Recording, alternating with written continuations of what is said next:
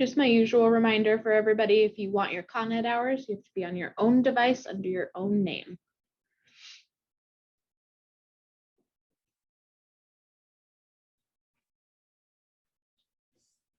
We'll get started in about 1 minute. Hopefully Isaiah makes it on soon. I know his girls started school today. First day of school for everybody. School. Wild. I feel like summer flew by. That's for sure. Yeah.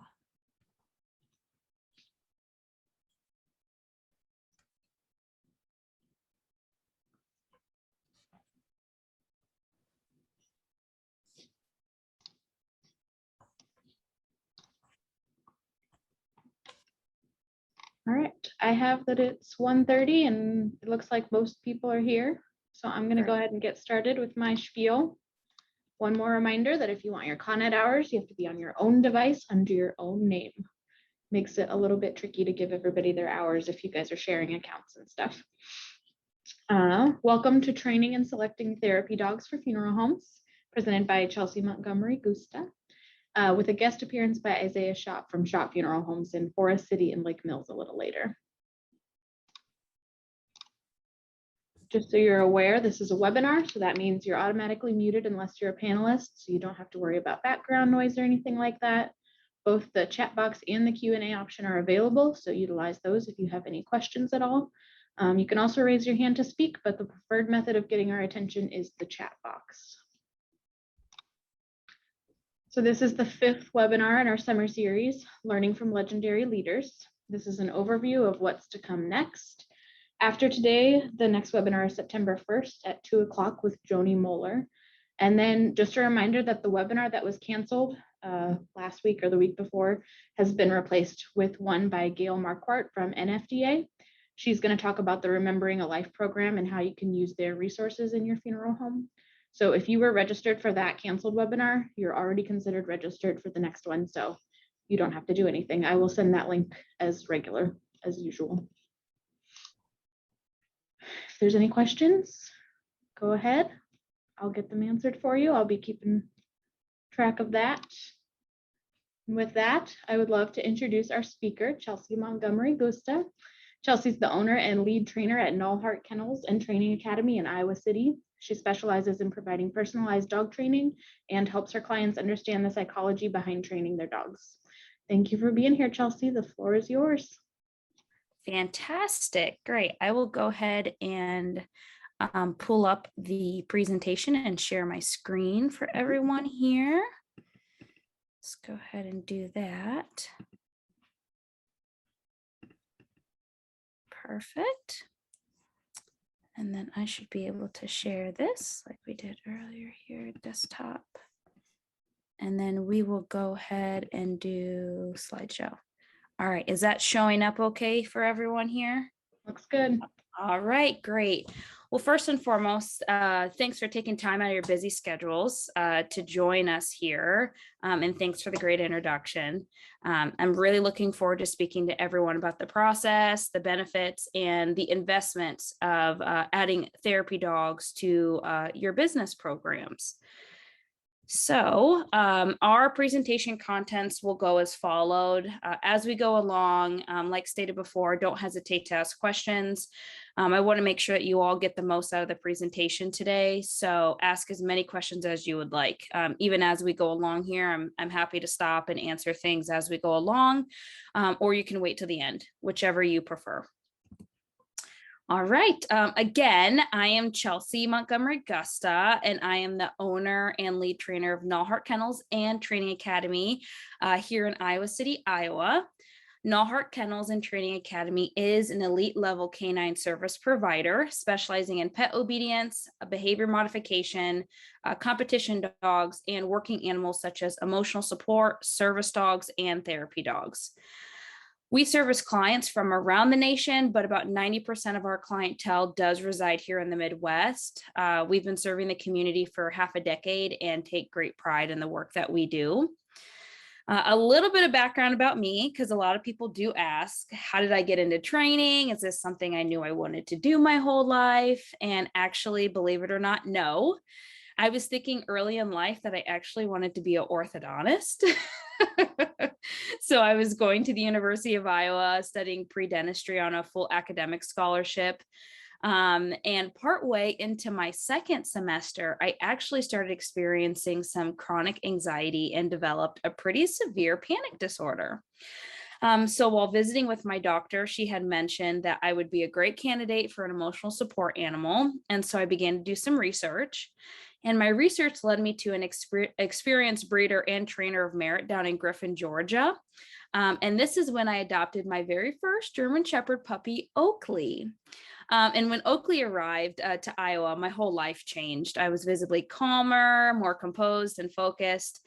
And I started extensively training with Oakley and quickly realized that I had a natural talent for working with him. And after sharing some videos with his breeder, she recommended that I enter him in an AKC hosted obedience event. So at 6 months, when he was 6 months old, we went out our first time to an AKC obedience event, and we actually won our class with a perfect score. And every show after that, we consistently placed first. Our first year out, we competed nationally, and I started to get some recognition. Soon people were asking if I could help them train their dogs, give advice on their dog's behavior, and little did I know this little hobby would become the start of Knallhart Academy. So our Knallhart story really begins the summer of 2015 in the warm Georgia sun. My entrance into the industry was interning with Oakley's breeder at Knallhart Kennels. I remember a specific day while I was down there. We had a group of motivated dog owners that had arrived for their group class, and they were practicing on working on their skills to better their relationships with their dog. I remember coaching them through their routines, and with every small achievement, I congratulated them on their small wins. Seeing all the owners leave that class with bright eyes and smiles gave me an unmatched feeling of passion and accomplishment. And then that same evening, a young disabled child and her family arrived to pick up their future service dog puppy. And that day, full of training and working with clients, and that sparkle and hope in that little girl's eyes is really what sparked the inspiration that would soon become Knallhart Academy. After working for a handful of trainers and gaining experience with over 100 dogs in Iowa, I quickly realized that there was a population of clients that were consistently underserviced because there wasn't a program available for their desires or their dog needs. These clients were either looking for an elite level holistic balance training program or help with more advanced cases such as reactivity, aggression, working animals, or simply seeking a professional boarding and training program for them to help them achieve their goals in a reasonable amount of time. This is when I decided to take my passion and talent for working with service animals, competition canines, and pet dogs, as well as their human counterpoints, and create a program that built Knallhart Academy. During its early days, Knallhart only serviced average of 2 to 3 dogs a month in a small rented car garage. But over the last 4 years, Knallhart has quickly quadrupled its clientele, became a licensed kennel, leased a larger building, and built a reputation on both the local and national community. Knallhart's history in the canine industry has both a broad and diverse portfolio in both family pet training and high-level working dog training. This has enabled Knallhart to become a recognized and credible brand for both families in the community and professional businesses seeking qualified working dogs across the nation. Knallhart Academy does excel in the canine industry by using science-based balanced training methods, which is a unique approach that can serve all dogs and all training needs and offers all clients lifelong support. Other training facilities simply cannot match the professional, specialized, and elite services that Knallhart does offer. And Knallhart is currently in the process of expanding. We have a brand new facility in the process of being built that is specifically being geared towards our working dog programs so that we can continue to increase the number of working dogs that we work within a month, since our services have been so highly sought after in the past couple of years. This new facility is expected to be completed summer of 2022, and we will begin booking our therapy dogs for those spots in January of 2022. And we'll touch base on some of the logistics later in the presentation. Okay, so let's dive right in and begin talking about some important terminology. If you have a pen and paper, this would be a good time to take those out and start getting some notes down and writing down some questions if you have them. So it is vitally important that if you're considering employing a working animal in your business, that you understand the terminology and state and national laws behind having a trained animal in your public setting. So what is a working dog? So a working dog is a dog used to perform practical tasks as opposed to a pet or companion dog. They are sometimes described as any dog trained for and employed in meaningful work. A working dog can also sometimes be described as any dog whose breeder heritage or physical characteristics lend itself to working. So let's take a look at this flow chart here to make better sense of what this definition means. At the top, we'll see feral dogs and domesticated dogs. There's really two types of dogs. So there's like dogs that live in the wild in different countries and just live off the grid and do their own thing. And then we have domesticated dogs. Our original purpose of domesticated dogs was for them to serve a role in our human societies. In hunter-gatherer times, this was to assist with hunting, provide protection, and natural companionship. Now that we fast forward to the 21st century, these categories are actually very close to the same as they originally were. Domesticated dogs to this day are still used as companion dogs, also known as pet dogs. And then we have this working dog category. Now, working dogs is, of course, a broad term. So as we go down the flow chart here, we can see a couple different examples of what a working dog could include. This is farm dogs, hunting dogs, protection dogs, rescue dogs, tracking dogs, and the one that pertains to us today, of course, is assistance dogs. Okay. And then I have on there too, sometimes a well-trained companion dog can also serve as an emotional support dog. But again, we'll kind of touch on like the difference and the definition of that a little bit later here. Okay, so understanding breeds. Okay, this is a big one. Many people do not know the real reason why we have well-bred, purebred dogs to this day, and don't know why some dogs cannot or can be trained to do certain skills, and why some don't thrive in certain situations or lifestyles. This is because well-bred, purebred dogs are bred with their original purpose in mind and provide consistent and predictable traits. This includes temperament, structure, health. Purebred breeders breed for the purpose of preserving a breed. They take great pride and value in health testing their dogs. They participate in AKC activities. They screen puppy buyers to ensure they're going to proper homes. I always preach to clients interested in purchasing and investing in a working dog, whether they choose a purebred or not. Just do your research. Just don't pick a dog based on size, look, or because you know someone that has that breed and it's going good for them. Make sure to do your own research for your own lifestyle, okay? While today, there are still Australian shepherds that nip at the heels of cows and beagles that go off in merry packs in search of rabbits, most purebred dogs happily serve as household pets. The Dalmatian no longer runs behind a horse-drawn fire truck, but if he's a firehouse mascot, he's still an integral part of the extended family of lifesavers. And that is the modern day magic of purebred dogs. Due to changing social and economic shifts, today their main purpose is to provide companionship and comfort to humans whose lives and homes they share. Even though many purebred dogs no longer serve their original purpose, responsible breeders are committed to maintaining them as close to their original form as possible. So in the best sense, they are curators of their chosen breed. They understand that purebred dogs with their endless size, shapes, and colors tell our human story.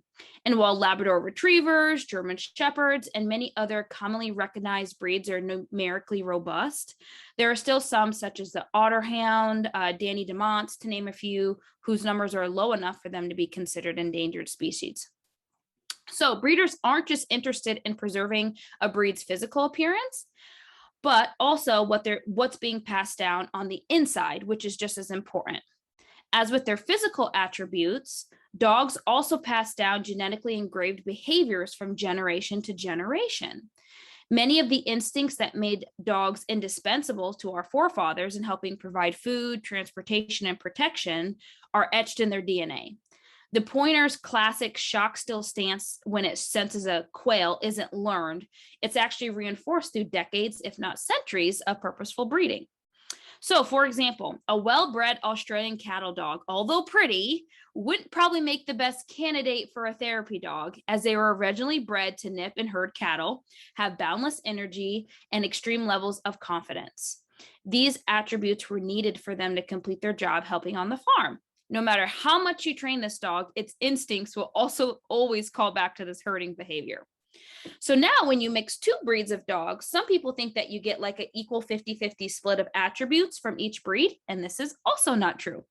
It's a complete genetic toss-up, and I see this every day with our popular golden retriever poodle mixes. Some of the best dogs I have trained have been this mix, but also I've seen some of the most challenging from this mix.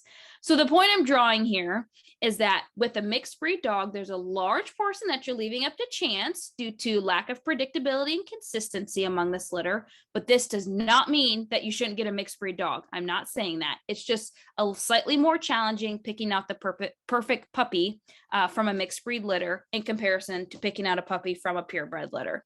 So again, that's going to be something that you guys are going to have to kind of decide and work through on whether you want to go purebred or mixed breed.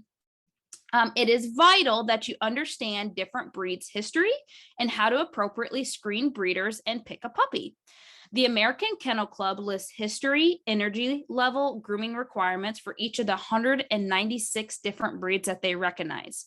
Be sure to do your research so that you understand what the genetics will call out for when you are picking out your puppy, so that you protect your investment and have a clear understanding of what to expect when you bring your puppy home.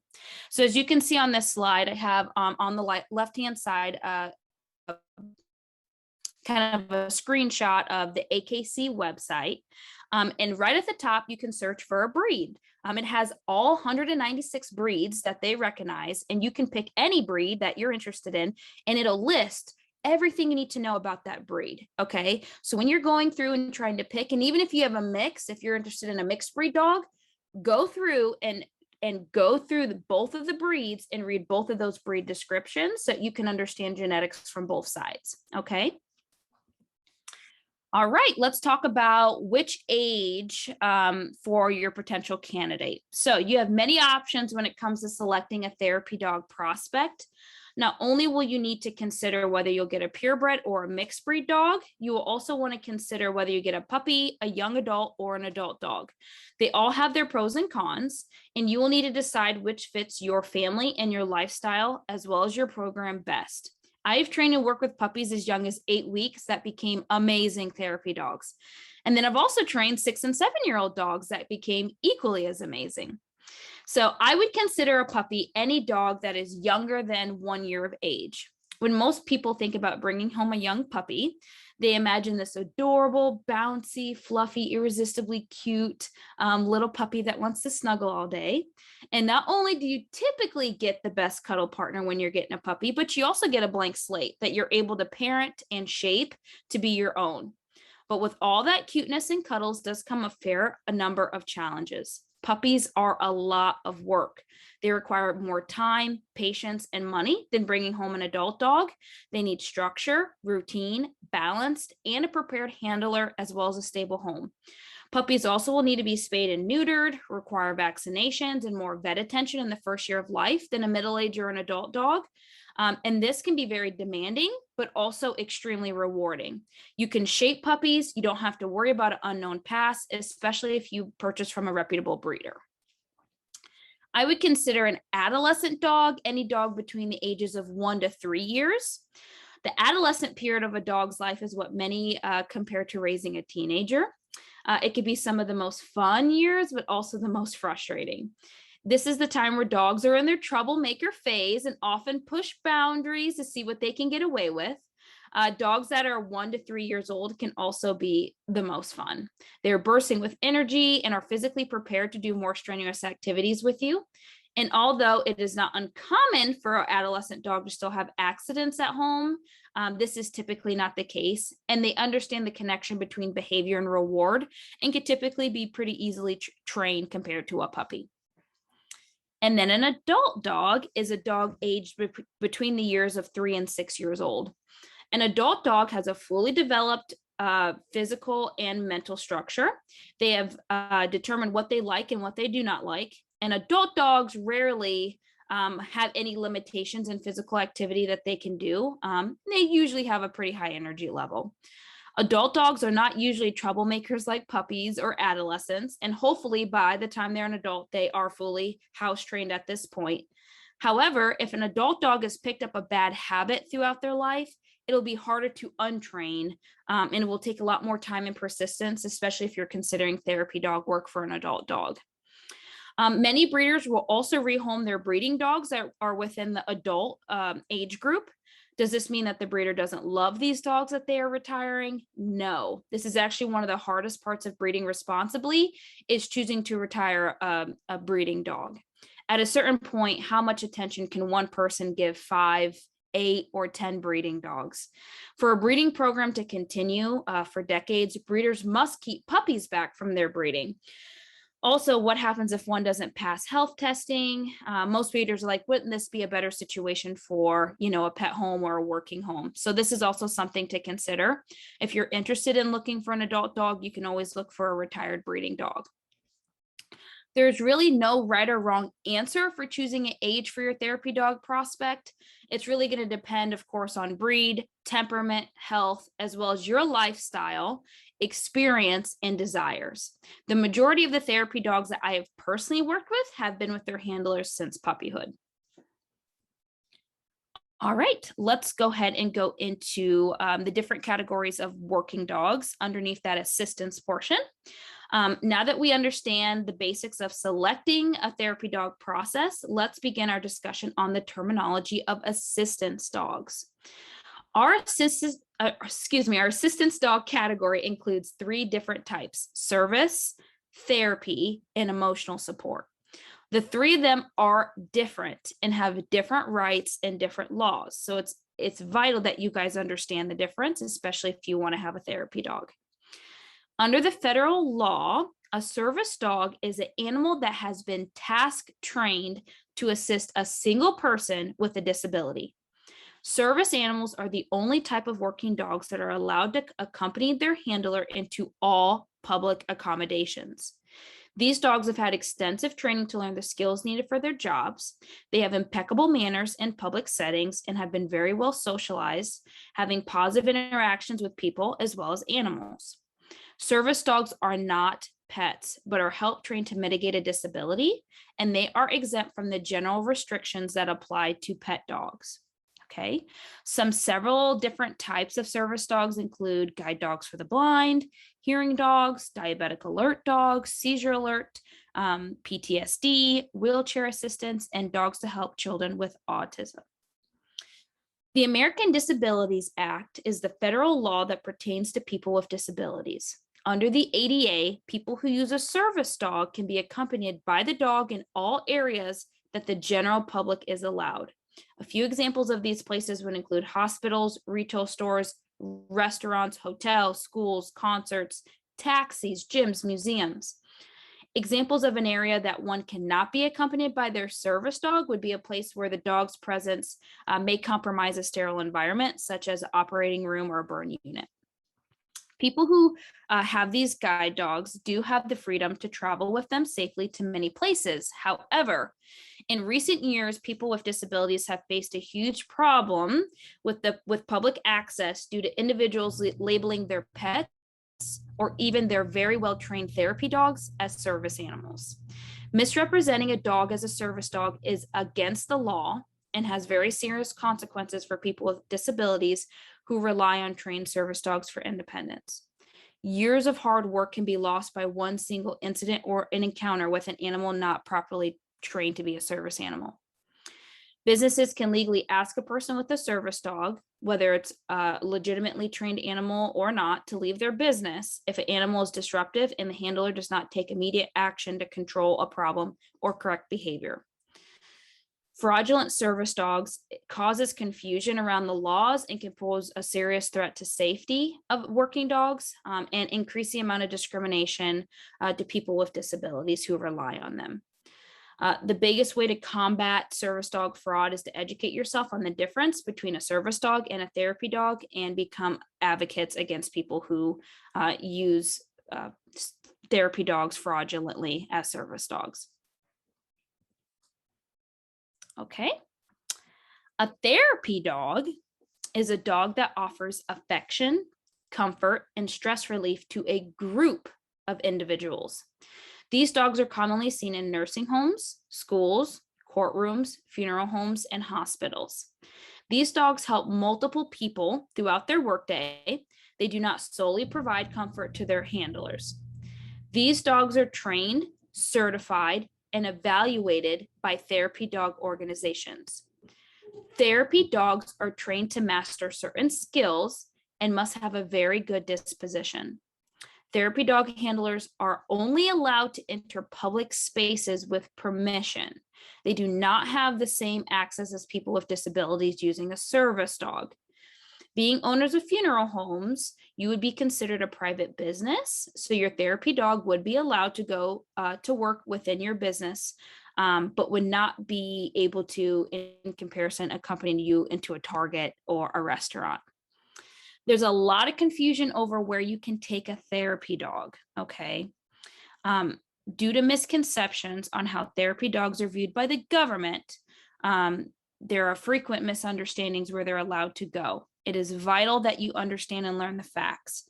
Therapy dogs do not fall under the same laws as service dogs or even emotional support dogs.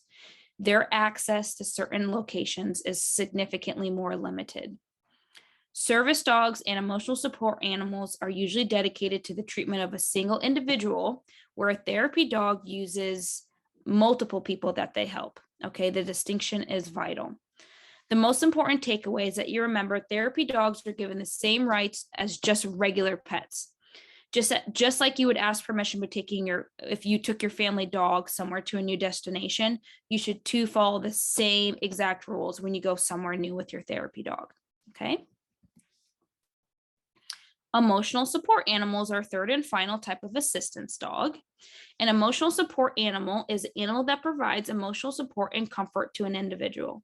Emotional support animals do not have any specific training and generally are not limited to a certain species. Emotional support handlers do not have public access rights with their emotional support animals like service dogs do. They are only allowed to have these animals in housing, college dormitories, and in some cases, airplanes. All right, let's go ahead and go through the benefits here. Give me just a second. Just gonna switch over. Okay. The benefits. Although the National Funeral Directors Association does not currently keep record of how many funeral homes in the United States actually employ and utilize therapy dogs, funeral homes have seen an increase in the last few years. According to the NDFA survey, more than half of survey participants said they would either be somewhat or very or extremely interested in having a therapy dog at a funeral home or a memorial service. Therapy dogs allow those grieving to receive some comfort and relief from the stress and anxiety they are facing for a bit. This is especially true for grieving children who may not be comfortable talking about their feelings with adults. Therapy dogs give them someone to talk to and comfort them during an emotional and confusing time. And death is difficult enough for many adults to understand, let alone trying to make sense of it for children. Not only do therapy dogs provide comfort, but they also improve overall and mental and physical health. Petting a therapy dog actually increases serotonin and dopamine levels in our brain, which improves our mood by lowering stress, anxiety, and depression.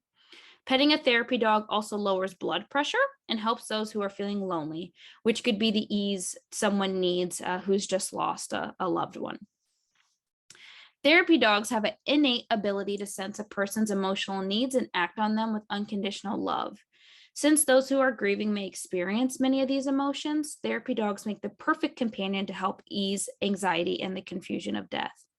It can simply be a therapy dog's presence that distracts the stress and grief from someone for even just a moment or two. The power of a therapy dog to change the mood of a room is amazing. and funeral directors are discovering how to promote healthy healing in people who are grieving the death of a loved one. According to Jessica Croth, public relations manager for the National Funeral Directors Association, therapy dogs have an amazing ability to put people at ease in a very emotional and difficult situation. I've heard many families coming into funeral homes to make arrangements for a loved one's funeral. And when the therapy dog comes in the room, the mood changes and the family begins to open up and share stories of their loved ones. So the funeral director can help them understand how to plan a meaningful funeral. She adds that some funeral homes also use their therapy dogs in grief support groups that they offer. And as this trend grows, Jessica says she sees more funeral homes choosing certified registered therapy animals rather than just a pet dog. This offers funeral homeowners the assurance that the dog will be able to have positive interactions and provide comfort to a wide range of people. And so now I think we are going to take a break. Maybe, I don't know if anyone has any questions right now from the beginning portion of this presentation, but I'll hand the baton off to Corey there for a little bit. I'm going to put up our first poll question, and then we'll go ahead and take we'll come back at 2:10, if that sounds okay. 10-minute break. We've got time. So I'm going to launch the poll. So go ahead and answer that, and then you can take 10-minute break. Awesome.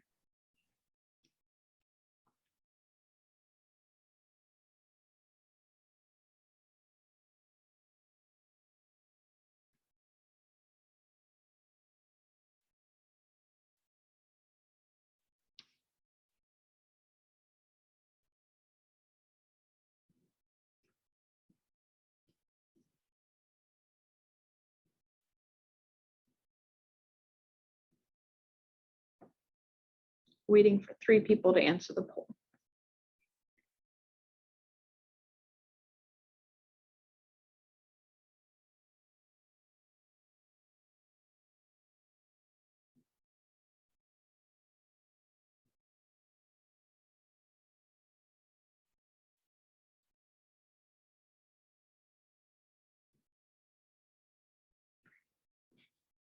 Just waiting for 1 person, and then I will end the poll.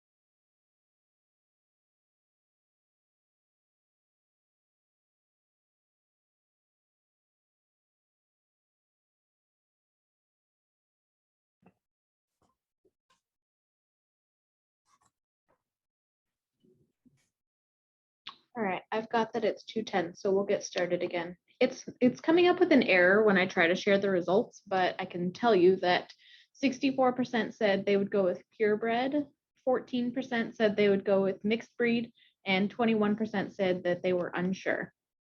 Great.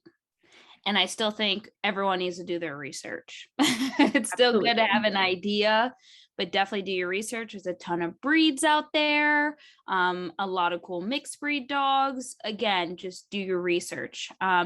Now that we've kind of gone over understanding why we have purebred dogs, what is an assistance dog, we can kind of get into really the process and the certifications. So this may also help you guys make your decision when it comes to kind of selecting your perfect candidate. There we go. So the process, now that we have covered selecting a therapy dog candidate, what a therapy dog is, the rights you have as a therapy dog handler, let's get into the process of picking a therapy dog breeder and the process of getting it certified. So first and foremost, breed and breeding does matter. I cannot stress that enough. I have trained both purebred and mixed breed dogs to be certified therapy dogs. However, I always preach purebred does not mean well-bred. Okay. Many different breeds can make amazing therapy dogs, but when it comes to your investment, you want to do as much on your part as possible when it comes to doing your homework and research while selecting the perfect breeder and puppy candidate. The top purebred breeds that are recommended for therapy dog are as follows in no specific order: Labrador Retriever, German Shepherd Dog, Greyhound, Beagle, Corgi, Pug, Collie, Newfoundland, Golden Retriever, Poodle, Pomeranian, Greyhound, Beagle, Bichon, and Cavalier King Charles Spaniel. So we've got big dogs, middle dogs, and small dogs. So there's a perfect breed for everybody out there. Again, we have trained many breeds outside of this list, but these are just a few breeds for you to consider.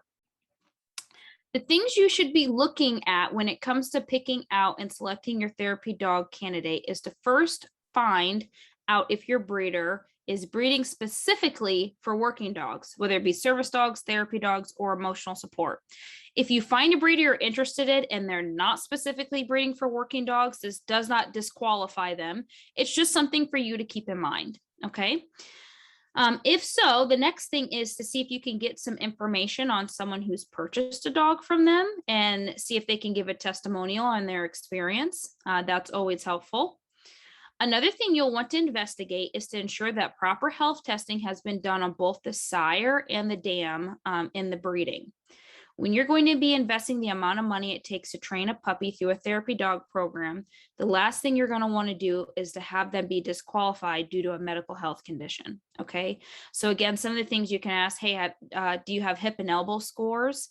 Have you done an embark screening to see if there's any type of, carbohydrate disorder or genetic disorders and things like that? Okay. Another bonus is to find out if the sire and the dam have been titled in any obedience events, such as AKC, UKC, or canine good citizen testing. These tests show that the breeder has taken the time to train and compete with their dog, and they're not just focused on breeding and pumping out puppies, they're actually focusing on bettering the breed and taking their dogs out and doing things with them. Oh, I didn't mean to go back there. Let's go back. There we go. When you find a breeder that feels right and meets your criteria, you'll want to visit the breeder ahead of time. Even before puppies are available, you will want to go and evaluate the kind of condition that the mom and the dad look like they're in, or if there's any puppies there.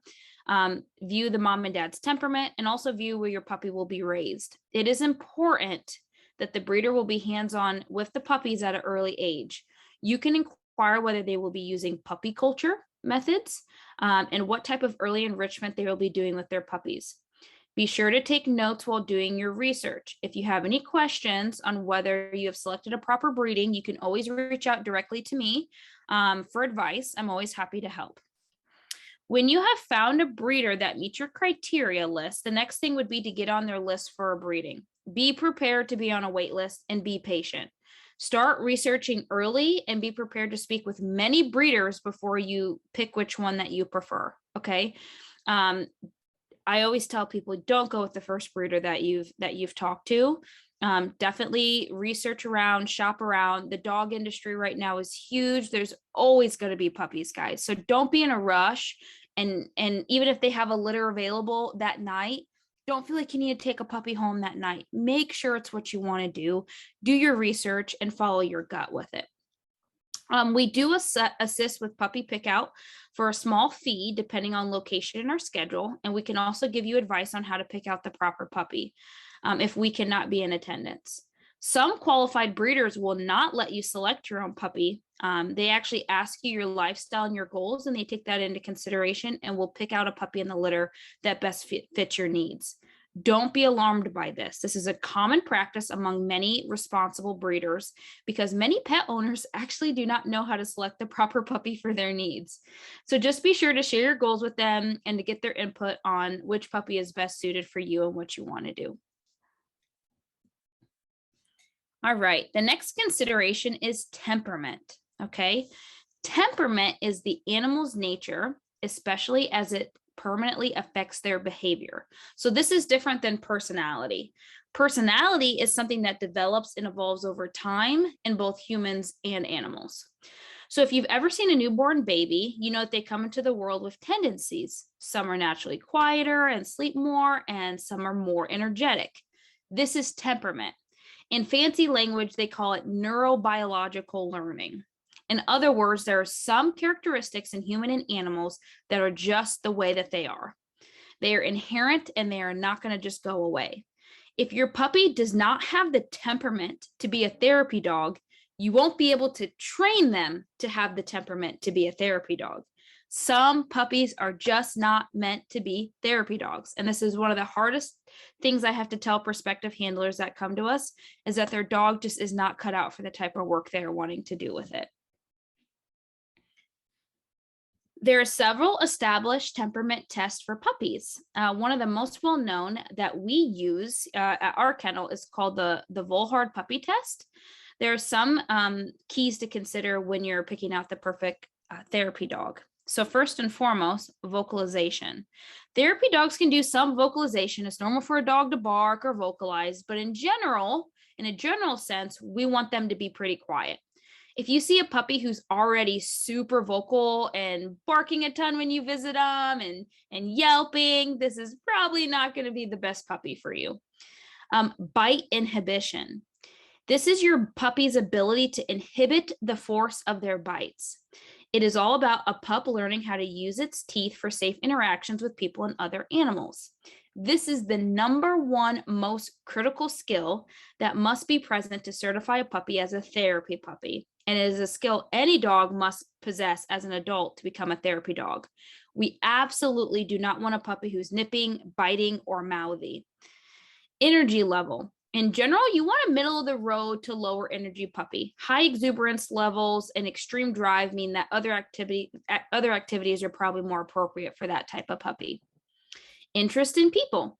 Some puppies by nature are more interested in people. You want one that naturally likes to be social and engage with others.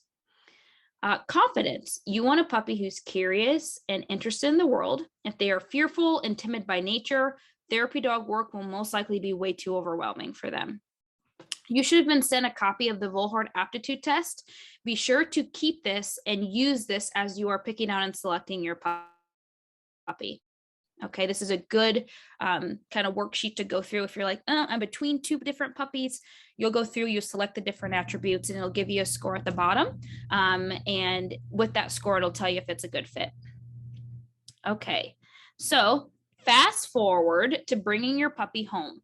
The first 4 months of this puppy's life is going to shape the rest of their life. It is important that you do your research and you have a good plan for when your before your puppy arrives. 2 books that I recommend to all of my clients ahead of time is Inside a Dog by Andrea Horowitz and How to Be Your Dog's Best Friend by the Monks of New Skeet. Be prepared to start this puppy off with balanced training methods from the start. Have a crate, a slip leash, quality food, and a plan all before your puppy comes home. You can also request to have a puppy consultation with us for a small fee, and we'll directly help you prepare and plan for the arrival of your puppy. When you do have a pup, I always recommend for the first 2 to 3 weeks to spend time acclimating the puppy at home. Do not overwhelm the puppy. Don't take them to a parade. Don't take them to the farmer's market. Don't have all the neighbor kids run over and like when they just come home. Let them get acclimated. It's going to be a big transition. Take your time, take things slow, and also make sure your puppy's seen at the vet and stay on track with vaccinations and deworming. When your puppy is 10 weeks old, you can start to broaden the horizons and begin preparing them for therapy dog life. This is a good time to start private lessons with a balanced trainer if needed. And here are some things to keep in mind for this stage of life. Socialization and the element of trust are arguably one of the most characteristics a therapy dog must possess. It is important that you expose your puppy to new people as often as possible, keeping the interactions short, pleasant, and unthreatening. The focus should be on pleasant encounters with unfamiliar people, well-behaved children, as well as people wearing uniforms, hats, and glasses. And masks, I should say, because we don't know when COVID's As your puppy is being introduced to new people and places, be prepared to expect the unexpected, because one negative experience can have a lifelong impact on a puppy. It is also important not to overwhelm the puppy with too many socialization experiences. So stop while you and your puppy are still having a good time. It's much better to have short, frequent, positive experiences. Another good way to develop your puppy's trust is to discover things that you and your puppy like to do together. It's important to follow the puppy and allow the puppy to experience different things. Go on walks, take hikes in the woods, play in the park, visit the beach. For experiences that make the puppy apprehensive, be sure to take steps to improve the situation or shorten its duration. Puppies will come to naturally trust you when consistent decisions are made in their best interest. This trust is a cornerstone of the teamwork that is needed for every successful therapy dog team. It is also important that the whole family is involved in this puppy's training. By having different people take part in the socialization process, the puppy is continually taken out of its comfort zone and letting the puppy know that he may experience new things regardless of who he's with. Be sure to begin therapy dog training as soon as possible. Basic obedience can help your puppy prepare to become a therapy dog. Obedience training can be done at home or with the aid of a trainer. The benefits of obedience training include fostering compassionate, respectful working relationship between you and your puppy, and provides a positive and highly accurate method of communication.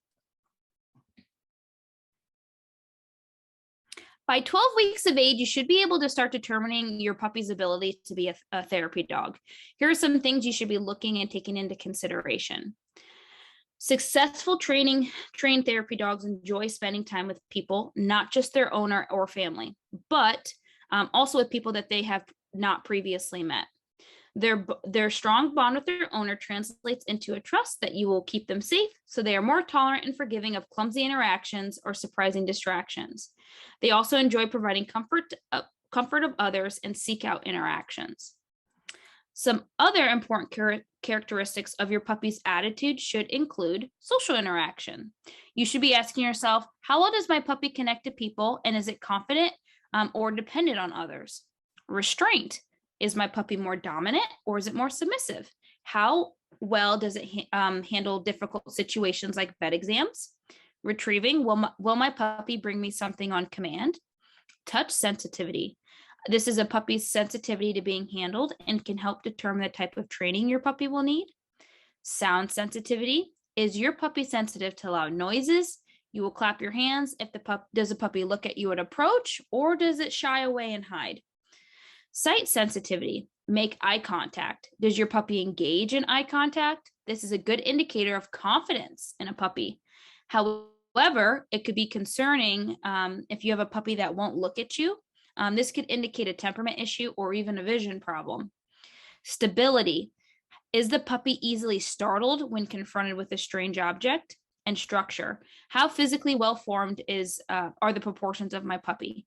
A puppy with a solid build would generally be healthier than one that has concerns with bone ligaments and ailments. Okay.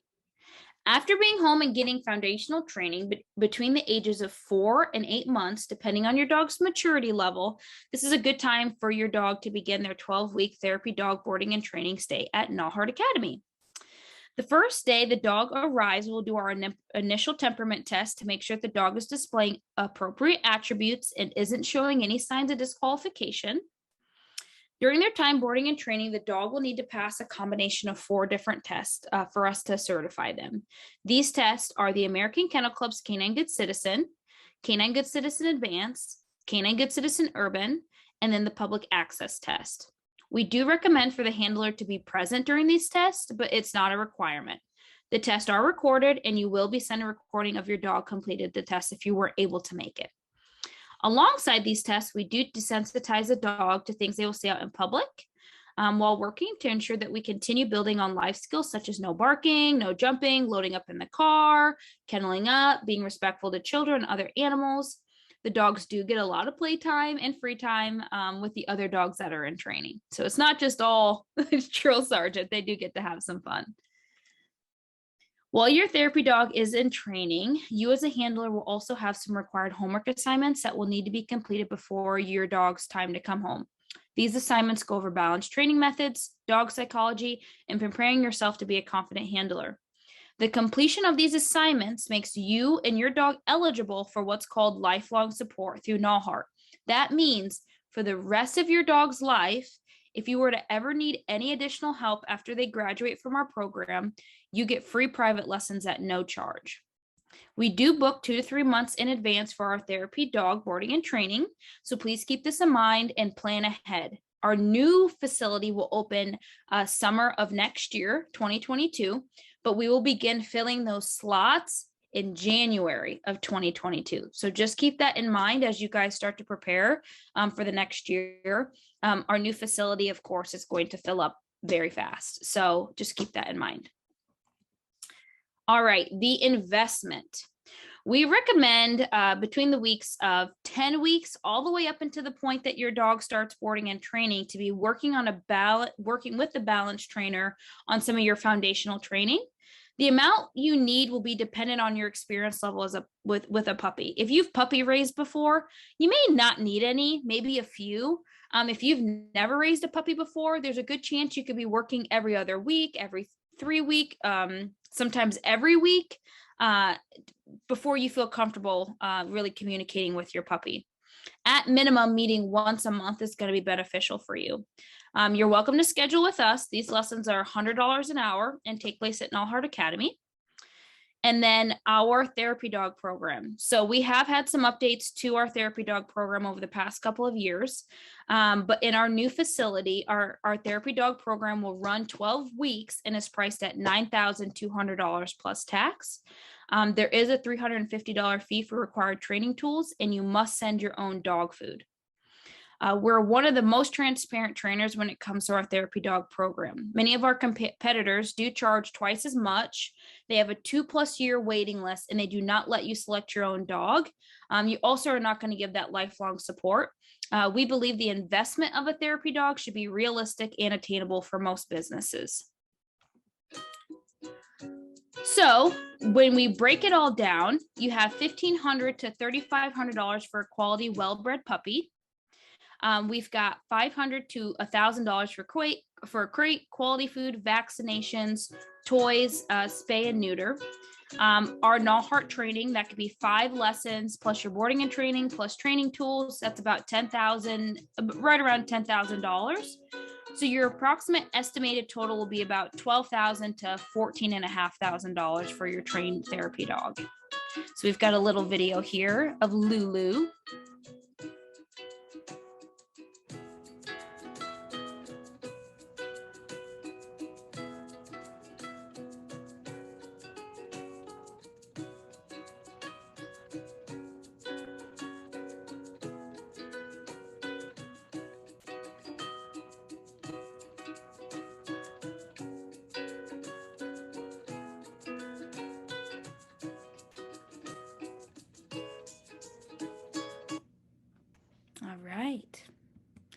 All right. And then our last slide, why choose Knallhart Academy? Knallhart Academy is a one-of-a-kind canine service provider that makes having a well-mannered, trained therapy dog streamlined. We are one of the only assistance dog trainers that puts the power in your hands and allows you to pick out a breed and pick out a puppy candidate on your own. This dog will not just be a working dog, but it'll also be a family dog when it's not on the clock. We are a standout in the industry because we not only train the dog, but we take pride in training you as a handler as well. You'll have lifelong supports, which protects your investment. If you're ever to need any help and advice, we're just always a phone call away. Also, beginning 2022, we'll have a brand new state-of-the-art facility to accommodate our growing working dog clientele. I hope this presentation was informative and helpful in your decision-making on whether adding a therapy dog to your program is best for you. And we hope you choose Knallhart for your future endeavors. It looks like we have some time still for Q&A, so we can go ahead and begin that and then hand the baton off to Isaiah. I'm going to go ahead and do the last poll question really quick. We've got one more. Oh no, my error is popping up again. But I'll just ask you and you guys can tell us in the chat. After seeing this presentation, would you plan to do private lessons or would you choose to do basic training on your own? Private lessons or training on your own? Put that in the chat. So Well, your dog is a puppy. Yes. Yeah. Somebody said private, private, private. Good. Good job, you guys. So far, everybody's saying private. Good. Seems like that's the best and safest route for all. Yes, if you're going to spend that kind of money, you want to get off to a good start. So that's very good. Looks like everybody agrees. Somebody said not a clue, so they're not agreeing. That's okay. That's fair too, because there's a lot to think about. So. All right. Great. So I also asked Isaiah from Shop Funeral Home to join us for a little bit, and he adopted Ziggy and is a therapy dog, and I wanted him to kind of talk about his experience and all of that with having Ziggy in his funeral home. So go ahead, Isaiah. You're muted, by the way. I don't know. Oh, you want me to turn my screen off, or do you want me to leave it? Just leave it. Okay. Yeah. Can you hear me? Yes.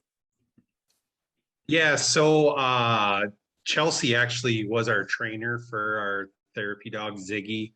Ziggy's a golden doodle. And my wife probably should talk about all the effort and how long it took us to find Ziggy and a reputable breeder. He came out of a breeder, I think, in Wisconsin over by Madison, I believe. So it was quite the process. I think we got on the list and waited maybe 9 months for Ziggy, and a lot of what Chelsea had on there from picking out a puppy. We actually didn't pick Ziggy out. We were on a list and they gave all kinds of different characteristics that, you know, these puppies had. And then we kind of did a 1, 2, 3 of our choice. And then since we were in a line, we kind of got, I don't even think Ziggy was our first choice, to be honest with you. But we really lucked out with him. He's a super dog. He's 2, just turned 2, I think, in May. He's really good. He's with me most every day. There's some challenges as funeral directors, as all of you are. I'm his handler, I guess, and I'm his master. So sometimes it's hard to, you know, still in the funeral home do task and work, and then still, you know, sometimes you have to kind of manage him. But for the most part in the funeral home, he's really good. I don't have to say much to him. For example, I had a family in this morning, and usually what he does is he just greets everybody, and you can tell who the dog people are. So he'll spend some time with them, lay by them. I've had some times where people really love him, and before I know it, I look over and Ziggy's on their lap. So you just don't know. I have had some people though that aren't dog people, and Ziggy, he can really sense that though. He can tell when people aren't really kind of shy away from him. So it's been pretty interesting, just being with him every day, and he's, I guess, taught me a lot too when it comes to dogs. But for the most part, he's an amazing dog at home. He's Yeah, we have 2 girls that are 11 and 8, and um, he's pretty protective of them. I think for the most part, as I guess a business owner, we kind of got this idea because we went out to Salt Lake City to the national convention, which is like 2 or 3 years ago, and they had a lady out there that actually bred and trained service dogs. So we kind of got the idea of maybe that was something we wanted to do. And then our dog at home, which was just our pet, he was on kind of the last years of his life. So we really looked into it. And like I said, my wife did all the work. I am not going to take any credit for any of this. She found the breeder. She got in contact with Chelsea and talked with her. And I know they've spent hours on the phone and emails. And so, yeah, and Tasha looked through multiple trainers and multiple breeders. And so, like, she really did her homework and what dog would be the best for what we were looking for. So I would say for us, as a business owner and having funeral homes, he's a pretty good asset. People are gonna people love dogs in general, most people, and he's really been welcomed, and even everybody in our communities knows who he is. He's with me every day. I mean, but he goes into the bank, he goes into the hardware store. People ask when he's not with me where he's at. So I think from I guess the funeral home standpoint, I would say the biggest positives are he is a big comfort to people. I've seen it many, many times. And usually maybe as he gets a little older, I might start having him at some visitations and, a funeral if people, but as us as funeral directors know, like there's a lot going on and you have to, so when you're the trainer, then all of a sudden you have a dog that you need to listen or stay. And so sometimes that's a lot to take on, but he's at the funeral homes most every day, either here in Forest City or up in Lake Mills, and people just thoroughly enjoy him. And like Chelsea said, just them petting him, it's just a comfort thing. And everybody asks, well, what does he do? He doesn't really do anything. He's just here, and but he's really well behaved from, I guess, the standpoint of when we got him, when he went to Chelsea, when we got him back, it was like a night. It was just incredible. So we can't thank Chelsea enough. We think she's awesome, and she's really been good too. Like we've had questions, like my wife will call her, or text her, Facebook Messenger, like, "Hey, Ziggy's doing this," and this lady's like the dog whisperer. It's incredible. So we had a great experience. And I know it's a big investment, and that's what a lot of people ask me is, well, we want to do it for our funeral home, but what does it cost? And I think the first thing you got to decide is, do you want to put in the work and the effort of having one? Because even though Ziggy came back, and he was very well trained, like every day it's a work in progress. Like I still have to, he's not perfect by any means. And I think every day I mean, and some days I have to whip him back into shape. But a lot of his time, it's a big time commitment, but he's used to every day, he drops the girls off and he knows he's going to work. And when he doesn't get to come, he's not happy. He mopes around the house during the day. And so, I don't know, he's been a great addition, I guess, to our family and then to our funeral homes as well. And I know the community really, really enjoys him. And I guess I couldn't think of my days without him, to be honest with you. And even from a work standpoint, and some of it's for me, to be honest with you, like he spends most every day with me. And but he still listens really good to my girls and my wife. And so from a standpoint of having a dog at home, I mean, he's awesome. I hardly ever have him on a leash, which people find hard to believe, but you tell him to heel and no matter where he's at, he'll be right on me. And So that's nice too. You know, I can walk into somewhere and I don't always have to put them on a leash. And I live in smaller communities, so people that own other business, they're fine with it. They don't care now. And depending on where you're at, you might have to follow some rules a little more. But where I'm at, everybody's pretty accepting of him. So I can't think of anything else. I guess from a business standpoint too, like you know, talk to your CPA, and more than likely he's an employee. So there's some benefits there that can kind of offset some of the expense, because he is expensive, but he's really spoiled at our house. I think he goes to the groomer every 5 to 6 weeks, eats special dog food. My wife only lets him have certain treats. So, but all in all, he doesn't, he sleeps in his kennel. Like, he never sleeps. My girls are always, you know, wants him to sleep with them, and we just don't let it happen. And I think some of that is, I think Chelsea always told us, like, it's just good to keep that separation. And that's one thing we have stuck to, but it's his home. Even when he's not in there, if you can't find him, you'll look and he's in there. So Chelsea's just been a really good, we've learned a lot. Like, we had a 13-year-old Maltese that was just a house dog. So we didn't know anything about training dogs or what we were supposed to do or how they were supposed to act. And I think Chelsea's been a great resource for us. And the great thing is she's in Iowa.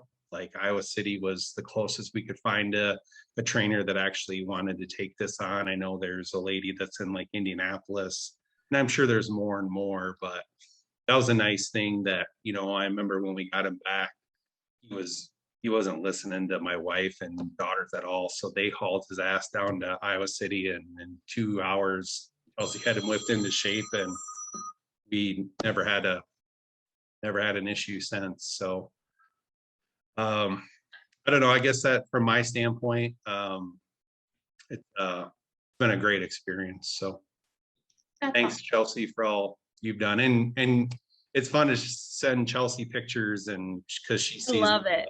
I love it. This dog is, I mean, he loves to swim. He loves to fetch. Yeah, he's great out in the public, whether it's the farmer's market or, you know, the parade or whatever it may be.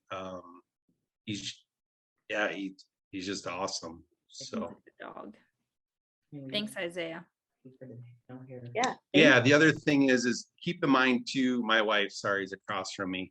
The biggest thing, I think, if you're looking for a dog, is think about the hair. You know, it's like in the funeral homes, you're cleaning enough, like, to, you know, he's non-allergic, you know, no allergies. So people that have allergies don't have to worry about it. And he does not shed. Yep, so that's a huge advantage to, you know, he's a golden doodle. So but that's a big deal. As you know, labs, they make great therapy dogs, but you're gonna have black or white hair or whatever the color it is all over your funeral home, on your couches. So that's something to think about too. So 100%. I don't know, I guess that's the biggest thing. But he's a big baby, like my wife. This is how she is. Hi. Hi, Zig.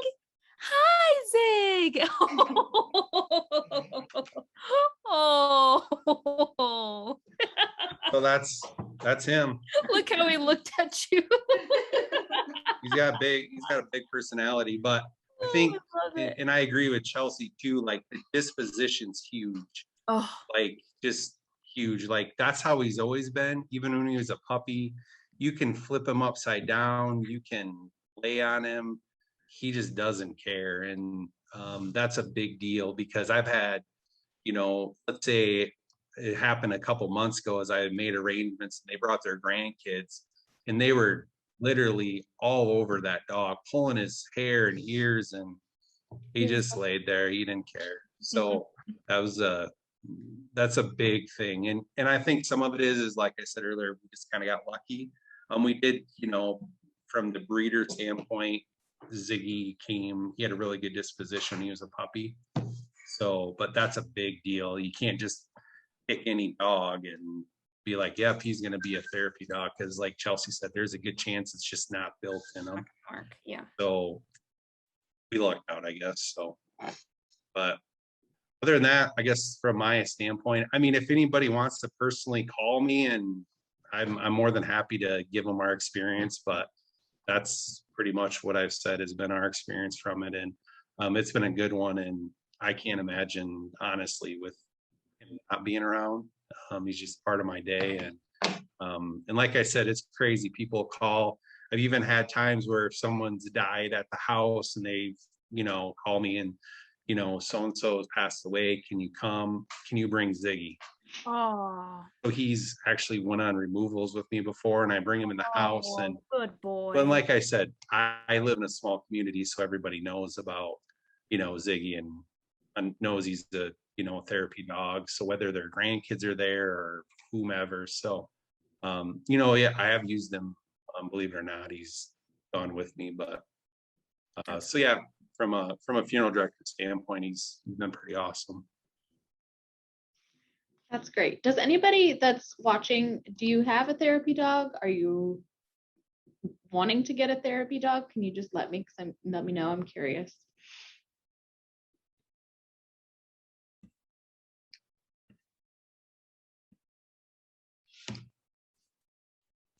No response. Yeah, does anyone have a dog right now that they're considering making it into a therapy dog, or are you looking to get one as a new start? Somebody said want to get one. Male versus females. Oh yeah, we can talk about that too really quick.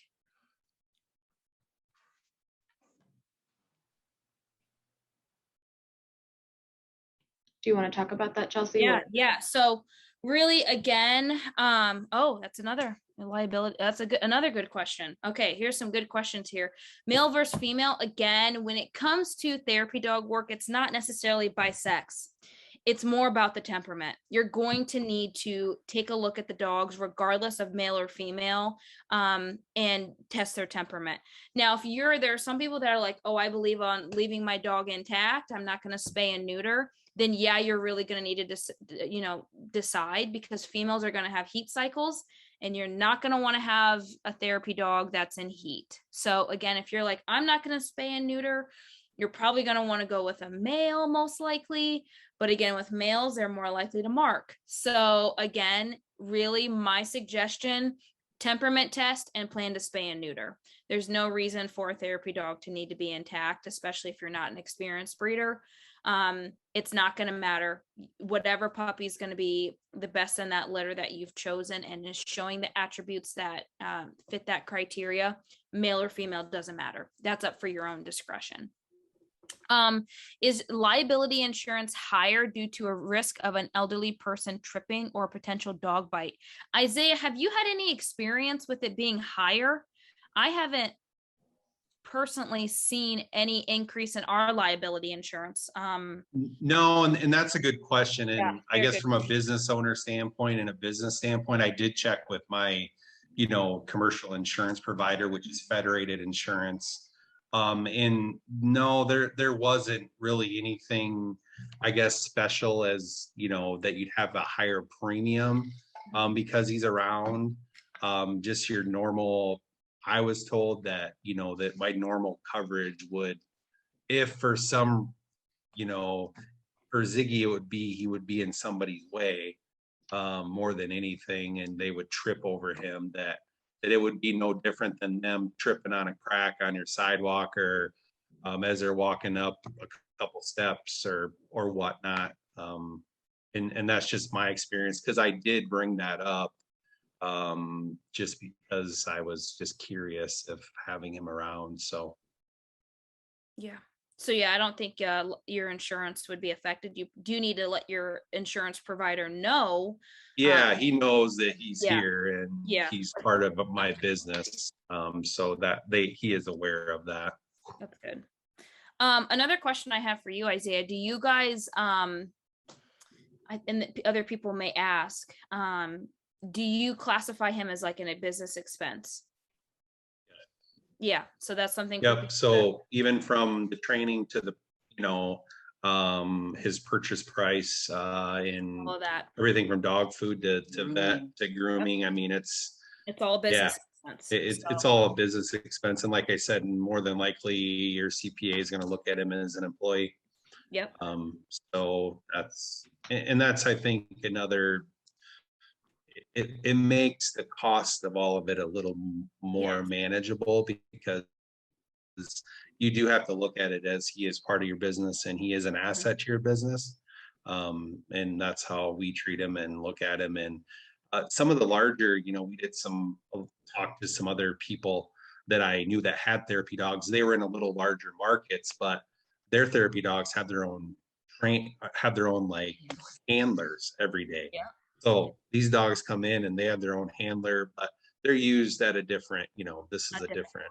Yeah. I'm in a smaller market and he's more of probably, a home dog than anything. But yeah, that's pretty crazy that there's one funeral home in St. Louis. I think they have two. Oh yeah. Yep. So, New York. they both have. Same. So way. They like pay them. They pay them, and they're like you're a just salaried employee. The dog almost. handler. Yeah. Yeah. Super common. And in universities as well. They do the same thing. You're paid a salary to handle the university therapy dog or the university mascot dog. So yep, it's the exact same way. The industry is huge in therapy animals. So and then it looks like Tiffany says, I have a dog. I'd like to train her to be a therapy dog. So if you have a dog and want to get them trained, again, get in contact with me. The first thing that we have to do is temperament test and those types of things. So you don't have to go with a puppy. That's the biggest thing. Again, hi, Ziggy. Hi, Ziggy.